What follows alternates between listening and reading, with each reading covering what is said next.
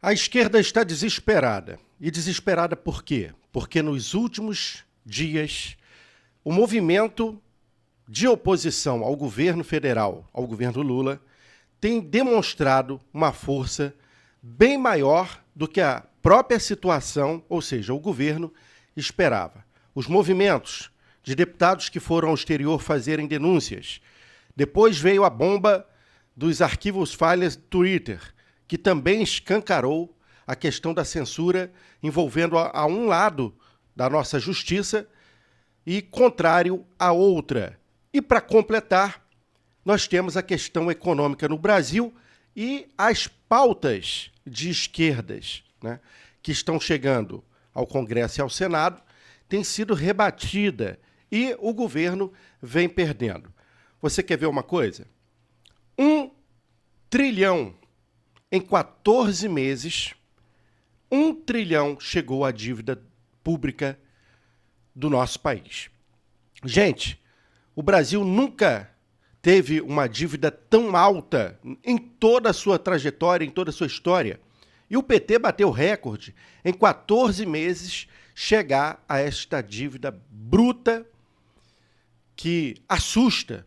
Porque quando a gente vê que o tal do arcabouço fiscal, que foi na verdade apenas uma falácia, né, não é funcional. O déficit zero, cadê o déficit zero prometido para 24, que já não era grande coisa, se falava em apenas estabilizar, mas a grande realidade é que a gente tem 0,6 em projeção para 2024 e uma tendência de 2025 termos a nossa economia piorada, já que hoje está horrorosa. Ou seja, o que é ruim pode piorar e provavelmente irá acontecer. E eu falo isso aqui pelo fato de que o próprio FMI, Fundo Monetário Internacional, nos últimos dias trouxe, inclusive a mídia brasileira, de que não acredita que nesta gestão de Lula, nesta gestão do PT, o governo atual consiga fechar até 2026 em saldo positivo, ou seja, em superávit. A economia do Brasil hoje está dilacerada, porque não existe uma política séria, correta, administrativa do Brasil. O governo gasta muito, gasta demais e de maneira absolutamente irresponsável. Bom, de um modo geral, voltando para a parte política, o Arthur Lira, que é presidente do Congresso, já se movimenta contra o governo, inclusive com possibilidade de trazer algumas CPIs, né, e que podem deixar aí, sem sombra de dúvida, muita gente do lado dessa situação do governo em maus lençóis. Se fala no Senado, embora que baixinho ainda, na questão da Suprema Corte, e aí é citado o nome de Alexandre de Moraes. E na última quarta-feira, mais conhecida como ontem, tivemos movimentações do próprio Alexandre de Moraes visitando o Senado de surpresa, né? Foi a surpresa para todos ali, ele chegando, enfim, conversando com Rodrigo Pacheco, que é o atual presidente do Senado. Fato é que a esquerda está realmente sofrendo um impacto enorme. Isso é muito bom, porque a política não pode ter monocracia, não pode ser governada apenas por um lado. Ela tem que ser governada também com a participação da oposição, o que a gente chama de braço da própria democracia. Não adianta achar que vai chegar aqui no Brasil a direita ou a esquerda e que pode simplesmente governar sozinha, de forma monocrática, decidindo por uma população que, na metade, pelo menos, né, votou contra Lula. Nós tivemos a metade da população, isso, né? De acordo com as urnas, embora eu acredito que a direita hoje é maciçamente maior, né? E a metade da população é contrário ao governo atual. E cada vez mais a gente vê pessoas que apoiaram Lula e ao governo atual deixando o barco, porque o barco está afundando e isso não resta a menor dúvida. Então, pautas como, por exemplo, a questão que envolve ali liberação de drogas, que o governo está perdendo no Congresso e também sendo pautado no Senado decisões importantes, tem assustado a situação, ou seja, o governo federal, que se movimenta de todas as formas, tentando trazer para si o apoio do Congresso. E não tem. Hoje, porque existe aí uma disputa, Lira, Padilha, enfim, aquela guerra que já existe ali, o governo não sabe negociar com o Congresso porque quer impor, e aí, obviamente, a oposição não aceita estas imposições ditatoriais do governo, e o próprio presidente do Congresso, Arthur Lira, também observa isso, até porque vê que os acordos, né, os tratados ali não são cumpridos pelo governo.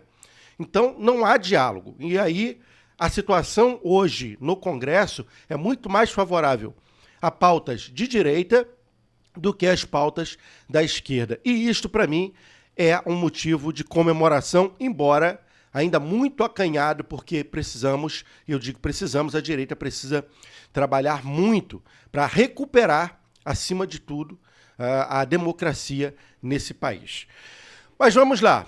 O mundo, mais do que nunca, já sabe que tivemos censura, principalmente a partir das eleições últimas de 2019, naquele processo eleitoral até 2020. E, claro, foi momentos caóticos. A gente tivemos ali 2022, né, que escancarou de vez nas eleições de 2022. E prova disso é o que eu vou colocar aqui na tela para vocês agora. Veja essa manchete que acabou de sair. Comissão dos Estados Unidos diz que Moraes, abre aspas, censura, fecha aspas, oposição ao governo Lula. Entendam a gravidade disso. Comissão dos Estados Unidos diz que Moraes censura a oposição ao governo Lula. Isto comprova literalmente tudo aquilo que a direita, que os canais de direita, que os jornalistas que defendem a democracia, como é o meu caso, vem pautando, vem trazendo, vem denunciando que existe algo de irregular no Brasil. E aí está, o próprio Estados Unidos já admite isso. Eu vou ler a matéria, e vou botar aqui o primeiro trecho da matéria na tela, que diz assim: a Comissão de Assuntos Judiciários da Câmara dos Deputados dos Estados Unidos publicou na quarta-feira, 17 de abril, relatório em que acusa o ministro Alexandre de Moraes, do STF, de censurar qualquer oposição brasileira com, abre aspas, uma plataforma de crítica ao atual governo de esquerda. O que o Congresso diz? O Congresso americano está dizendo o seguinte, que o Supremo hoje ele defende um lado, e esse lado é da esquerda, e censura a oposição, o que é absolutamente inconstitucional, que caberia, inclusive, se comprovada todas essas acusações que a gente tem trazido aí, denúncias, o processo de impeachment no Senado. Seria esse o motivo, talvez, porque ontem Alexandre de Moraes apareceu de surpresa no Senado? Próximos dias a gente irá saber. Continuando aqui a matéria, intitulado O Ataque à Liberdade de Expressão no Exterior e o Silêncio da Administração Biden, o caso do Brasil. O documento é assinado pelo republicano Jim Jordan, aliado político do ex-presidente Donald Trump. O texto foi publicado depois do X enviar à comissão um compilado de pedidos feitos pela Suprema Corte e pelo Tribunal Superior Eleitoral para que rede social derrubasse perfis e conteúdos desses, todo mundo sabe, da direita, em sua plataforma. Então, assim, essa matéria, publicada aqui pelo Poder 360, demonstra claramente que o mundo começa cada vez mais a abrir os olhos.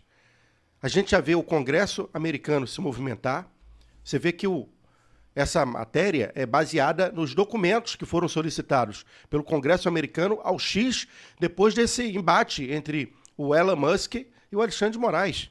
E, baseado nisso, o Congresso americano tem esse consenso, praticamente, que existe uma censura por parte da Suprema Corte Brasileira em relação à direita e a perfis de direita nessa plataforma do X. Muita gente pergunta, e as outras plataformas que não foram citadas ainda e que também devem ter sido censuradas?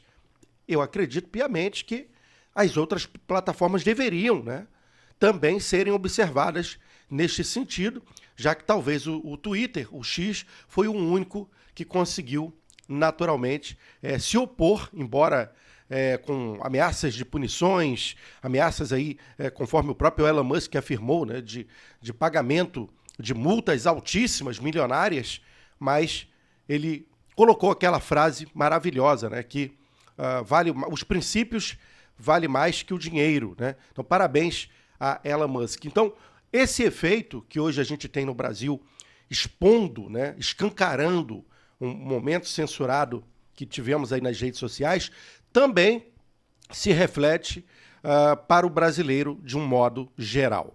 Vamos ver até onde isso vai dar.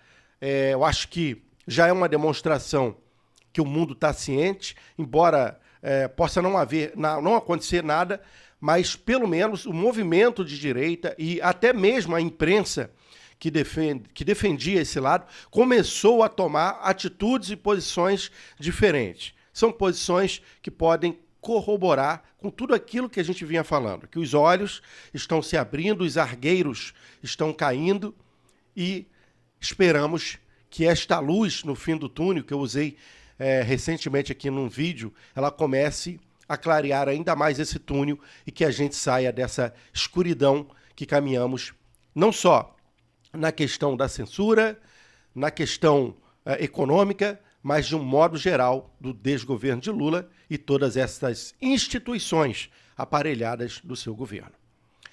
Vando Soares, do Rio de Janeiro. Deixa o like, se inscreva no canal.